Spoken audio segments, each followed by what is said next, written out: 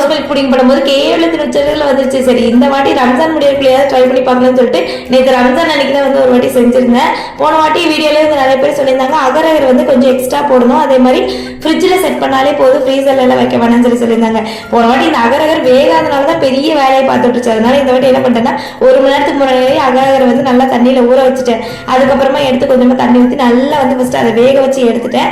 இந்த அளவுக்கு நல்லா வெந்ததுக்கு அப்புறமா அது கூட வந்து ஸ்வீட்னஸ்க்காக சுகர், அதுக்குள்ளே வந்து காய்ச்சின பால், இன்னும் கொஞ்சம் ஸ்வீட்னஸ்க்காக கண்டென்ஸ்ட் மில்க்கும் ஆட் பண்ணியிருந்தேன். நான் இதில் சுகர் வந்து மைல்டாக தான் ஆட் பண்ணியிருந்தேன். இதில் ஃபுல் அண்ட் ஃபுல் நீங்கள் வந்து கண்டென்ஸ்ட் மில்க்கும் ஆட் பண்ணலாம், சுகர் ஆட் பண்ணலாம், எல்லாமே வந்து உங்களோட இஷ்டம் தான். கடைசியாக வந்து இது கூட வந்து ரோஸ் மில்க் எசன்ஸ் கொஞ்சமாக ஆட் பண்ணிட்டு கிளாஸ்ல மாற்றியாச்சு. கிளாஸ்ல மாற்றும் போதே அடி வயிற்றுல புளியை கரைச்சது. ஐயோ போன வாட்டி மாதிரி சொதப்பிருமா இல்லை ஒழுங்காக வருமான்னு சொல்லிட்டு மனசுல வேண்டிக்கிட்டே தான் வந்துட்டு செட் பண்ணிட்டு இருந்தேன். கடைசி மேலே கார்னிஷிங் கொஞ்சம் பிஸ்தமா வந்து துருவி வந்து ஆட் பண்ணிட்டு ஃப்ரிட்ஜில் வச்சாச்சு. வச்சு ஒரு 2 மணி நேரம் கழிச்சு எடுத்து பார்க்கும்போது எங்கன்னா என்னாலே நம்ப முடியும், முன்னையும் பின்னே கிளாஸ் திருப்பி திருப்பி பார்த்துட்டு கிடந்தேன். ஐயோ ஒழுங்கா வந்திருக்கேன் சொல்லிட்டு ஸ்பூன்ல எடுத்து பார்த்தோன்னு தான் அடடடா அவ்வளோ அழகாக வந்து இருந்துச்சு. சூப்பராக இருந்துச்சு, டேஸ்ட்டுமே ரொம்ப நல்லா இருந்துச்சு. நீங்களும் ட்ரை பண்ணி பாருங்க. பாய்.